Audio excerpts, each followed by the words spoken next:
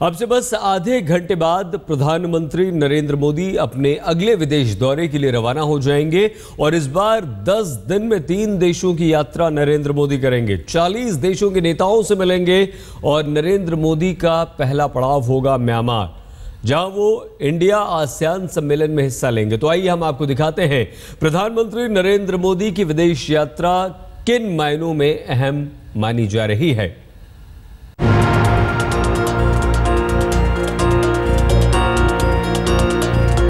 एक बार फिर दुनिया को दिखेगा भारत का दम, एक बार फिर दुनिया को समझ में आएगा मोदी का कद, क्योंकि एक बार फिर उम्मीदों के सफर पर निकल रहे हैं नरेंद्र मोदी। 10 दिनों की यात्रा में वो 3 देशों का दौरा करेंगे और करीब 40 देशों के राष्ट्राध्यक्षों से मुलाकात करेंगे। रवानगी से पहले प्रधानमंत्री ने लिखा, मैं म्यांमार की राजधानी पईताओ में 12-13 नवंबर को होने वाले भारत आसियान शिखर सम्मेलन और पूर्वी एशिया शिखर सम्मेलन, ऑस्ट्रेलिया के ब्रिस्बेन में होने वाले G20 शिखर सम्मेलन, ऑस्ट्रेलिया के द्विपक्षीय दौरे और फिजी द्वीप के दौरे की अहमियत से पूरी तरह वाकिफ हूँ, जहां मुझे प्रशांत द्वीपों के नेताओं से मिलने का अवसर मिलेगा। नरेंद्र मोदी का पहला पड़ाव होगा भारत का पड़ोसी देश म्यांमार।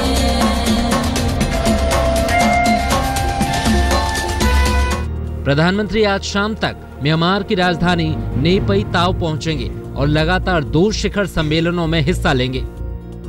12 नवंबर को भारत आसियान शिखर सम्मेलन है। दरअसल आसियान 10 देशों का समूह है, जिसमें Indonesia, Malaysia, Philippines, Singapore, Thailand, Brunei, Cambodia, Laos, Vietnam और म्यांमार जैसे देश शामिल हैं। ठीक अगले दिन यानी 13 नवंबर को पूर्वी एशिया शिखर सम्मेलन होगा, जिसमें 18 देशों के राष्ट्राध्यक्ष शिरकत करेंगे। पूर्वी एशिया शिखर सम्मेलन में आसियान के 10 सदस्यों के अलावा भारत और 7 दूसरे देशों चीन, जापान, अमेरिका, ऑस्ट्रेलिया, न्यूजीलैंड, रूस और साउथ कोरिया की मौजूदगी होगी। दोनों सम्मेलन दक्षिण पूर्वी एशिया और पूर्वी एशिया की अर्थव्यवस्था और समृद्धि के लिए काफी अहम है। उम्मीद की जा रही है कि भारत दोनों सम्मेलनों में अहम भूमिका निभाएगा और कई अहम समझौतों पर दस्तखत होंगे। माना जा रहा है कि 2016 से शुरू हो रहे भारत आसियान पंचवर्षीय योजना को आखिरी रूप दिया जाएगा, जिसमें क्षेत्र के लोगों के आपसी संबंध बढ़ाने पर जोर होगा, साथ ही आपसी सहयोग और कारोबार को बढ़ावा देने के उपायों पर जोर होगा।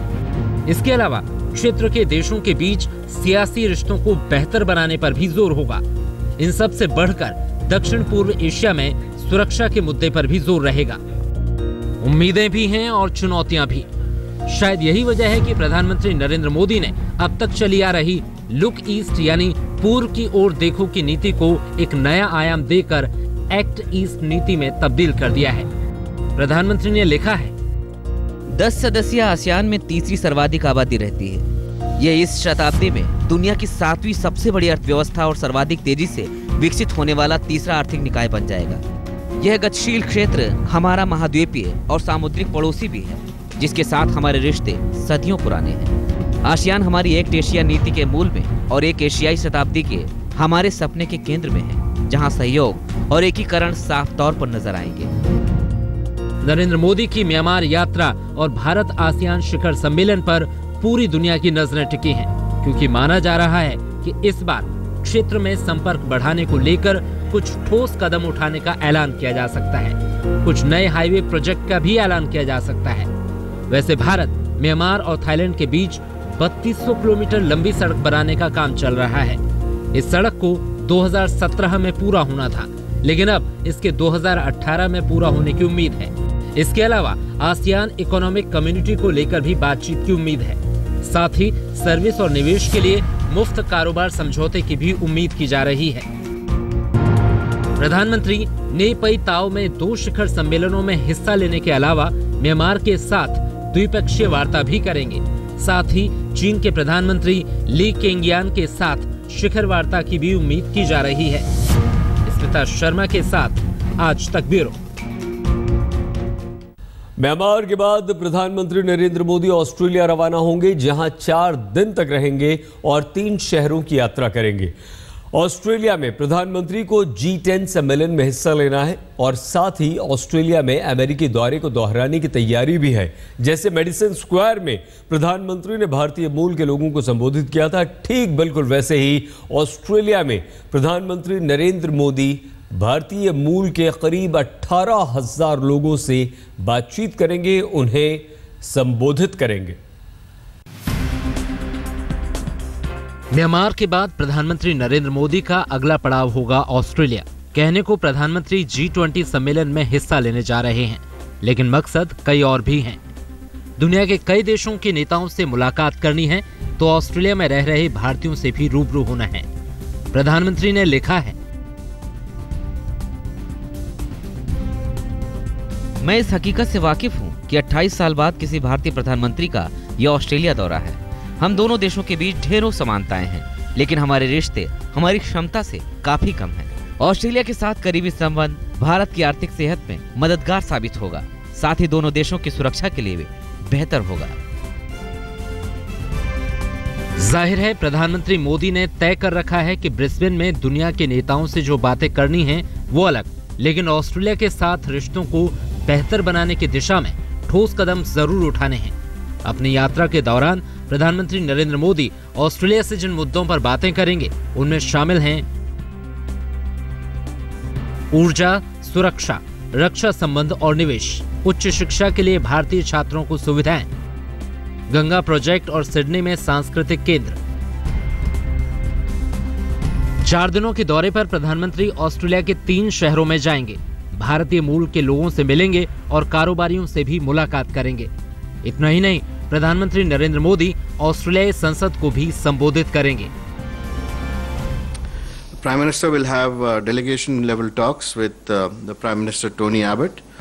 He will address the Parliament in Canberra. He'll have political, business and community meetings in Brisbane, also Sydney and Melbourne. And there's a dinner which will be hosted by Prime Minister Abbott in Melbourne. इस बीच Australia में प्रधानमंत्री नरेंद्र मोदी के स्वागत की भव्य तैयारियां की जा रही हैं। भारतीय मूल के कारोबारियों और निवेशकों को भारत में निवेश करने का न्योता देने के लिए कई कार्यक्रमों का आयोजन किया जा रहा है। आपको अमेरिका का मेडिसन स्क्वायर याद होगा। भारतीय मूल के लोगों ने प्रधानमंत्री का जोरदार स्वागत किया था। ऑस्ट्रेलिया में भी कुछ वैसा ही जलवा दिखेगा। ऑस्ट्रेलिया के 250 संगठन मोदी के स्वागत की तैयारियों में लगे हैं। सिडनी में ओलंपिक एरिना बुक की गई है, जहां मोदी भारतीय मूल के लोगों को संबोधित करेंगे। सिडनी के ओलंपिक एरिना में करीब 18,000 लोगों के बैठने का इंतजाम किया गया है। यहां तक कि सिडनी पहुंचने के लिए लोगों ने ट्रेन बुक कराई है, जिसका नाम रखा गया है मोदी एक्सप्रेस। वहां भी सारा कम्युनिटी मिलकर लगभग 250 भारतीय मूल के ऑर्गेनाइजेशंस मिलकर एक बहुत बड़ा रिसेप्शन प्रधानमंत्री जी के लिए आयोजित किए हैं। वहाँ के जो इंडियन कम्युनिटी के लोग हैं उन्होंने एक स्पेशल ट्रेन ही हायर किया है, जिसको उन्होंने कोई मोदी एक्सप्रेस का नाम भी रखा है। इस प्रकार का उत्साह पूरे ऑस्ट्रेलिया के अंदर लोगों में है। ऑस्ट्रेलिया का दौरा खत्म होने के बाद प्रधानमंत्री उस देश का रुख करेंगे जिसका भारत के साथ पुराना कनेक्शन रहा है। जी हाँ, ऑस्ट्रेलिया के बाद प्रधानमंत्री नरेंद्र मोदी फिजी जाएंगे। 33 साल बाद ये पहला मौका होगा जब कोई भारतीय प्रधानमंत्री समंदर में बसे इस देश की धरती पर कदम रखेगा। फिजी की 38% आबादी भारतीय मूल की है। यहाँ गन्ना की खेती करने वाले ज्यादातर किसान भारत से गए हैं। फिजी की राजधानी सुआ प्रधानमंत्री नरेंद्र मोदी का इंतजार कर रही है। जाहिर है नरेंद्र मोदी को भी सुआ पहुंचने का इंतजार होगा, ताकि दोनों देशों की सांस्कृतिक और आर्थिक विरासत को नई रफ्तार और एक नई उड़ान मिल सके।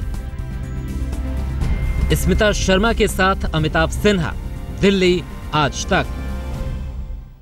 सितंबर में प्रधानमंत्री नरेंद्र मोदी अमेरिका गए थे और छा गए थे। अमेरिका में नरेंद्र मोदी को लोगों ने सिर आंखों पर बैठाया था। अमेरिका में प्रधानमंत्री नरेंद्र मोदी ने मशहूर मेडिसन स्क्वायर में भाषण दिया था और पूरी दुनिया ने देखा था वहां से मोदी का दम।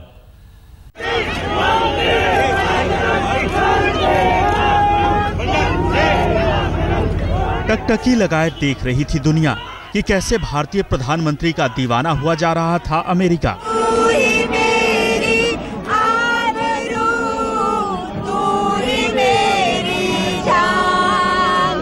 देख रहा था जमाना कि कैसे अंकल सैम के देश में गूंज रहे थे मोदी मोदी के नारे।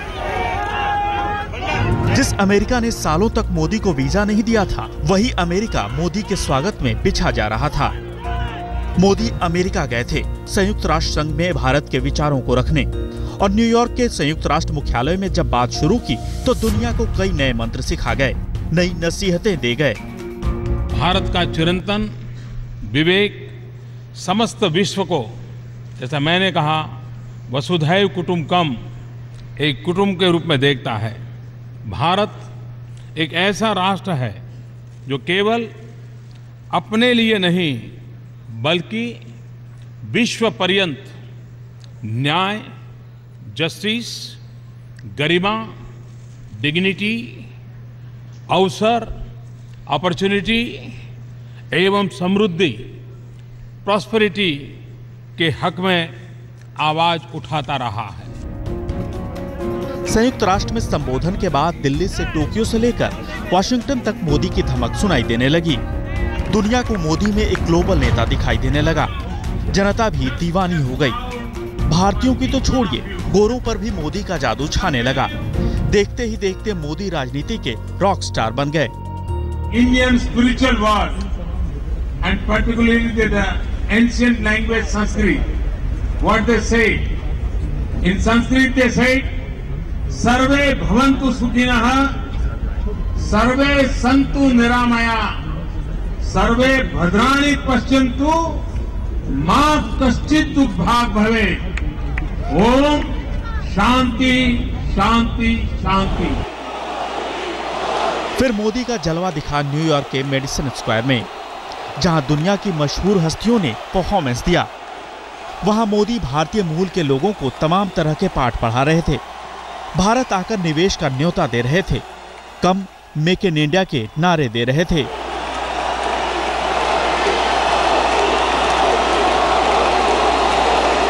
भारत की आर्थिक स्थिति को बदलने में, भारत के सामाजिक जीवन में सामर्थ्य देने में, भारत के व्यक्तिगत जीवन में क्वालिटी ऑफ लाइफ के लिए आपने जिस सरकार को चुना है वो कोई कमी नहीं रखेगी। 18,000 की खचाखच भीड़, जिन्हें टिकट नहीं मिला उन्होंने बाहर डेरा जमाया, लेकिन मौका किसी ने नहीं गंवाया। सबने सुना, गौर से सुना और कहा मोदी का जवाब नहीं। और मैं आपको विश्वास दिलाता हूं, हिंदुस्तान में आपने मुझे जो दायित्व दिया है, देशवासियों ने जो दायित्व दिया है, हम ऐसा कभी कुछ भी नहीं करेंगे जिसके कारण आपको नीचा देखने की नौबत आए।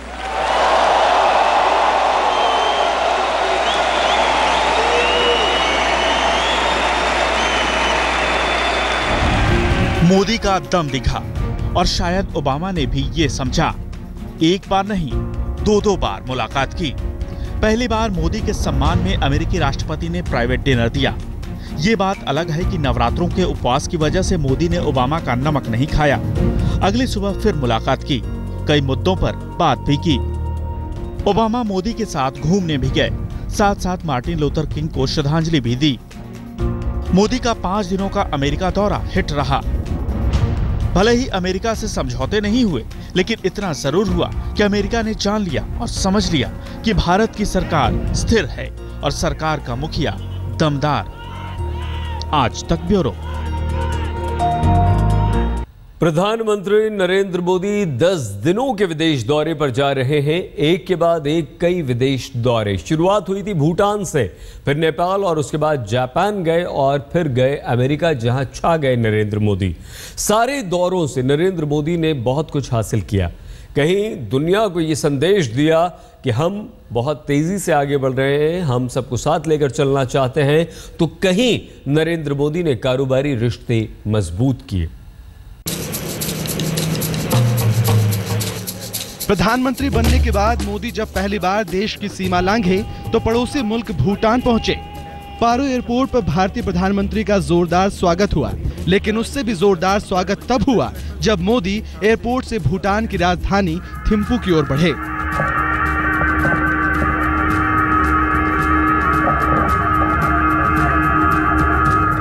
भूटान ने मोदी को सिर माथे पर बिठाया।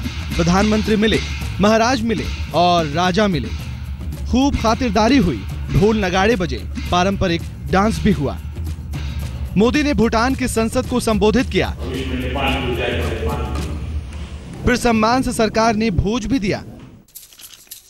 मोदी की भूटान यात्रा का मकसद था दोनों देशों के रिश्तों को एक नई मजबूती देना, लेकिन उससे भी बड़ा मकसद था भूटान में चीन के बढ़ते दखल को रोकना, जिसमें वो कामयाब भी हुए। भूटान के बाद मोदी का अगला पड़ाव था भारत का दूसरा पड़ोसी मुल्क नेपाल। यहां भी मोदी छा गए। भारत से हिंदू कनेक्शन जोड़ा। बाबा सोमनाथ और बाबा विश्वनाथ को याद करते हुए बाबा पशुपतिनाथ के दरबार पहुंचे। नेपाल के बाद मोदी जापान की यात्रा पर गए। सबसे पहले क्योटो पहुंचे, जहां जापानी प्रधानमंत्री ने सारी परंपराएं और प्रोटोकॉल तोड़कर खुद स्वागत किया। क्योटो में मोदी ने जापानी परंपराओं को करीब से देखा। भगवान बुद्ध के मंदिर में गए और शहर को करीब से निहारा। मेयर से बातचीत की, कहा काशी को भी क्योटो बनाओ। वेद काल से भी पुरानी नगरी मानी जाती है वाराणसी को। वेद काल में से भी पहले की, यानी शायद दुनिया की सबसे पुरानी नगरी के रूप में उसका वर्णन आता है। क्योटो भी काफी पुरानी नगरी है। यहां भी हजारों मंदिर हैं, वहां भी हजारों मंदिर है। यहां पर भी उसकी आत्मा जो है, स्पिरिचुअल आत्मा जो है, उसको संभालते हुए उसको मॉडर्नाइज किया है। तो मेरे मन में रहता था क्या वाराणसी नहीं हो सकता ऐसा। यूं तो जापान के प्रधानमंत्री से मोदी के अच्छे रिश्ते रहे हैं, लेकिन जापान दौरे के बाद दोनों देशों के रिश्तों में गर्माहट आई। साथ ही एक साथ कई देशों को संदेश भी गया। आज तक ब्यूरो।